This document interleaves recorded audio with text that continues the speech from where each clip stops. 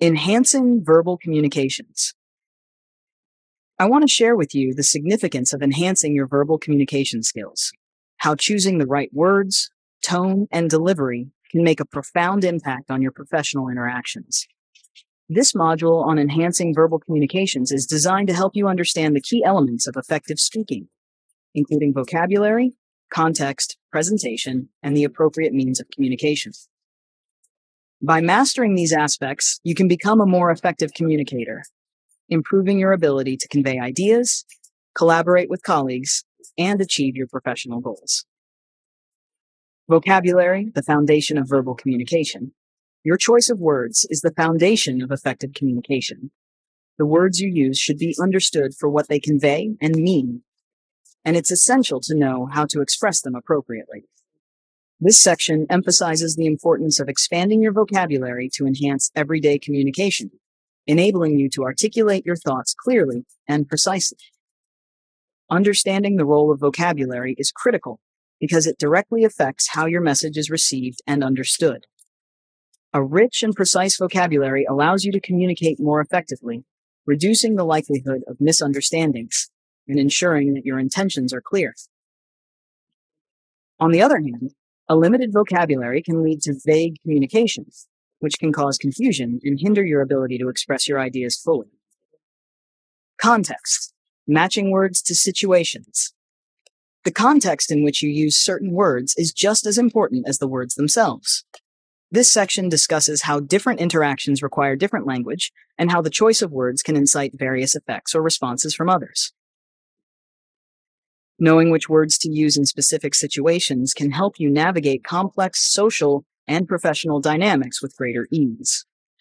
The ability to match your language to the context is essential for effective communication. By understanding the impact of your words in different situations, you can avoid potential pitfalls and communicate in a way that is both respectful and persuasive. However, using inappropriate language for a given context can lead to misunderstandings, offend others, or diminish your credibility. Presentation, how you deliver your message. The way you present your communication, your tone, intonation, and emphasis plays a vital role in how your message is perceived.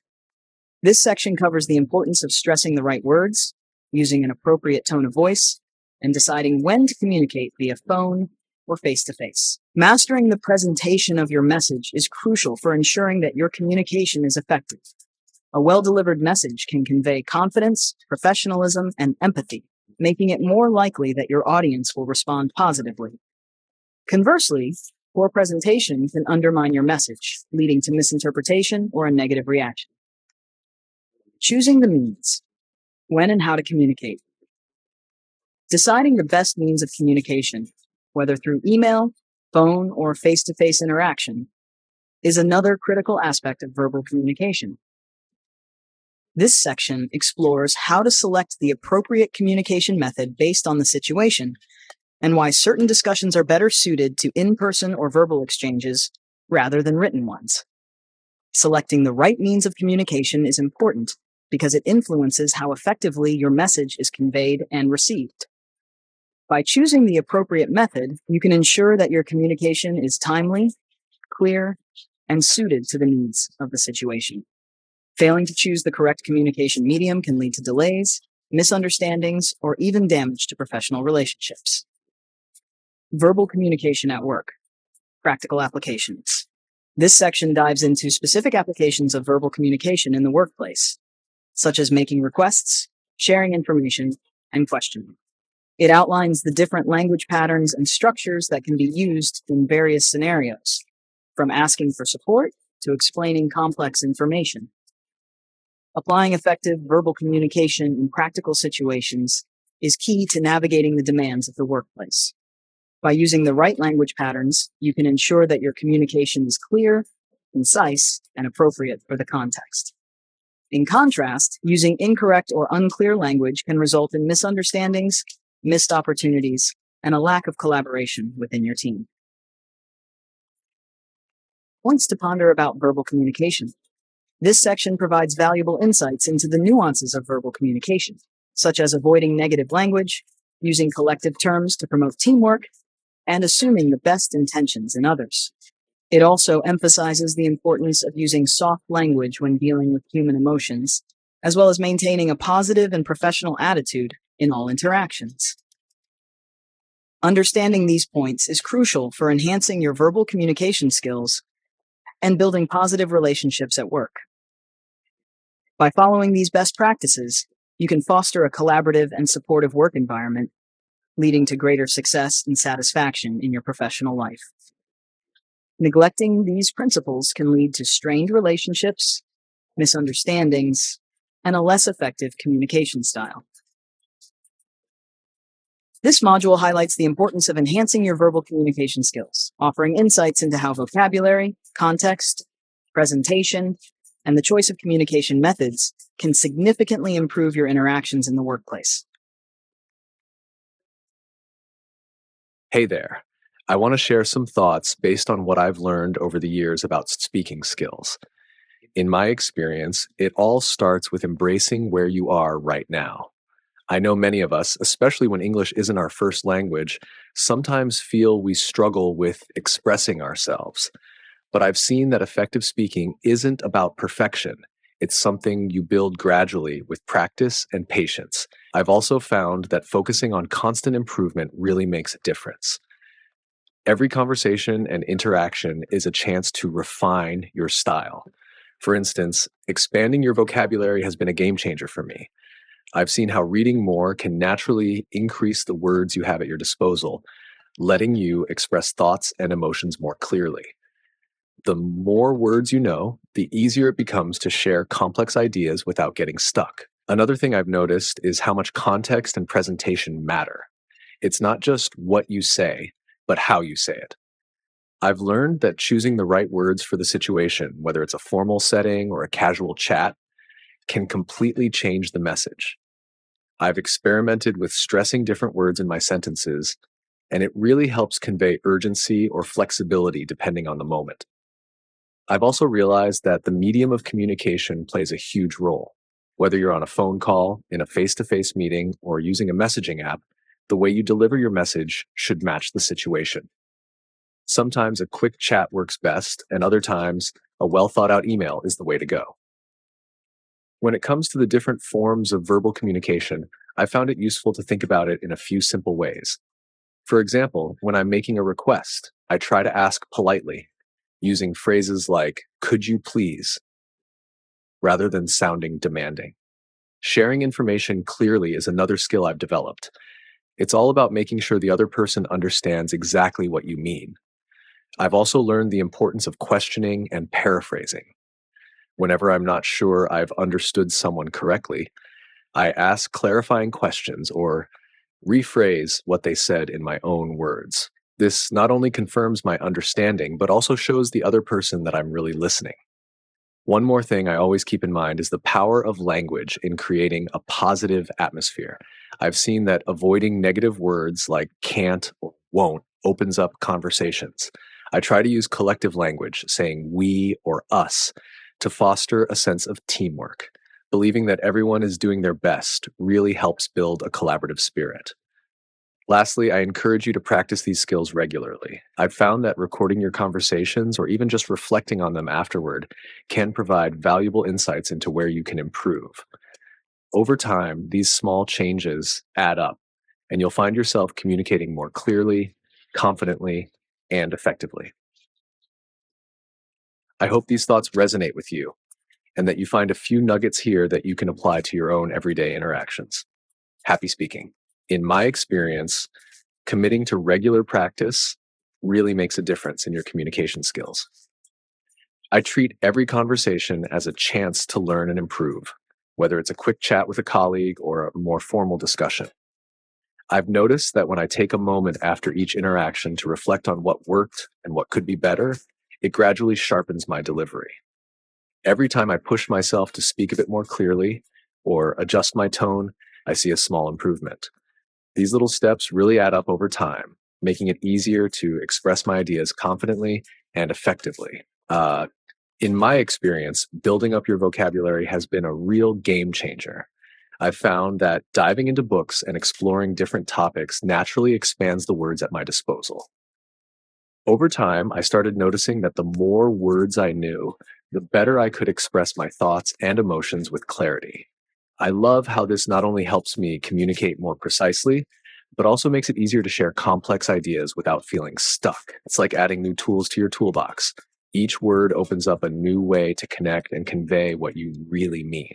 In my experience, getting a good feel for context and presentation can really elevate your communication. I've learned that it's not just about the words you choose, but also about matching your tone to the situation.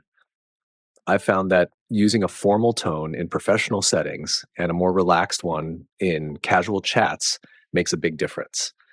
Also, experimenting with how I stress certain words has helped me fine tune my message. For example, changing the emphasis in "I need this presentation done by Tuesday" can really shift the perceived urgency. I've discovered that when I focus on these subtleties, my overall delivery becomes much clearer and more effective. One example that stands out for me was during a client meeting. I realized that a slight change in my tone could turn a standard update into a persuasive pitch. Instead of simply stating facts, I adjusted my voice to show enthusiasm and commitment. That extra layer of emotion helped the client feel more confident in our approach, and the meeting ended on a very positive note. I learned that sometimes it's the small tweaks in presentation that make a big difference in how your message is received. Another time, while talking with my team in a brainstorming session, I noticed that using a more casual tone and relaxed body language made everyone feel more at ease. I shared ideas with a lighthearted approach, and it encouraged my colleagues to open up and contribute their thoughts freely. This environment of open, informal communication not only sparked creativity, but also strengthened our collaboration. I've seen firsthand that when people feel comfortable, the quality of discussion and idea sharing improves dramatically. I also try to adapt my message based on the feedback I get. For instance, if I sense that someone seems confused by a particular phrase or example, I quickly rephrase it using simpler terms or a different analogy. Once, during a project update, I noticed a colleague's puzzled expression, so I shifted gears and used a familiar scenario to explain a complex process. That small adjustment made it much easier for everyone to understand the key points, and it reinforced my belief that effective communication is all about being adaptable in the moment. In my experience, the way you deliver your message is just as important as the message itself. I've learned that different situations call for different communication mediums. For instance, when I need to discuss something sensitive or get immediate feedback, I find that a face to face conversation or a quick phone call works wonders. There's a richness in person interactions. Body language and tone fill in all the little gaps that text might miss. I've also noticed that sometimes a messaging app is the perfect tool, especially when I'm coordinating with colleagues on a tight deadline. I remember a time when we were juggling several projects, and a quick chat on our team app helped us sort out details almost instantly, keeping everyone on the same page. On the other hand, when the conversation requires detailed explanations or needs to be documented, a well thought out email has saved me more than once from any potential misunderstandings. What I've come to appreciate is that being flexible with your communication method can really boost clarity and efficiency. It's all about reading the situation and picking the medium that fits best. Whether it's dialing up a call for that personal touch or sending an email to keep a clear record, each choice plays a role in making sure the right message gets across. In my experience, viewing verbal communication as a mix of different forms helps me tailor my approach effectively. When I need to make a request, I always try to be polite and considerate. I often use phrases like "could you please" or "would you mind" to keep the conversation friendly. I remember one time when I needed help on a project, framing my request in a courteous way not only got me the support I needed, but also helped build a stronger rapport with my colleague. I've also found that clear information sharing is crucial. I try to break down details so that my ideas are easy to understand. For instance, when I was explaining a complex concept during a team meeting, I used simple examples and analogies to illustrate my point. This not only clarified my message, but also encouraged my team to ask questions, ensuring we were all on the same page. Finally, I've learned the power of questioning and paraphrasing. Whenever I sense a moment of confusion, I ask clarifying questions or rephrase what I've heard to confirm my understanding. One time, after a lengthy discussion, I summarized the key points by saying, "So, what I'm hearing is that we need to finish the project by next week," right?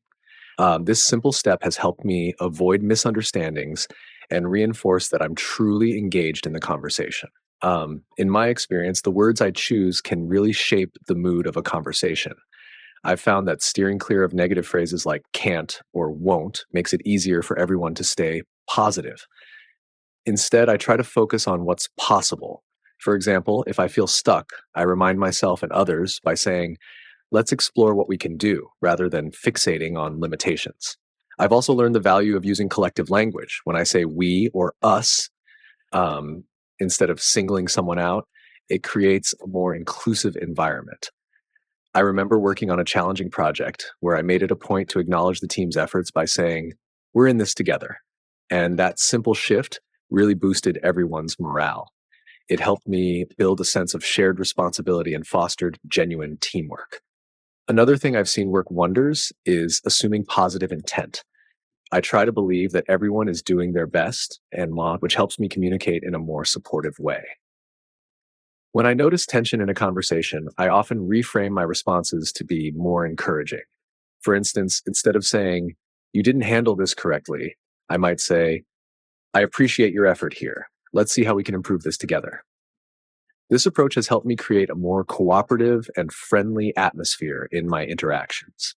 In my experience, taking the time to practice consistently has made a huge difference. I try to set aside moments to record myself during conversations or presentations. Listening back, I sometimes catch things like speaking too quickly or not enunciating clearly enough. One day, I recorded a casual discussion and realized that I was rushing through my points. That small insight helped me slow down and focus on clarity, which boosted my confidence the next time I spoke. I've also found that asking for feedback from people I trust can be incredibly valuable. I remember a time when a close colleague mentioned that my introductions felt a bit flat. Instead of getting discouraged, I took it as a cue to experiment with a more energetic opening, and it really transformed how my message was received. Over time, these honest conversations have guided me to refine my approach, making my interactions more engaging and effective. Finally, I make it a habit to reflect on each conversation after it happens. Whether it's a team meeting or a one-on-one chat, I take a few minutes to think about what went well and what might need a bit of tweaking. This reflective practice has taught me to be adaptable. If something doesn't work, I adjust my style for the next opportunity. Small, consistent improvements like these have helped me become a more confident and effective communicator over time.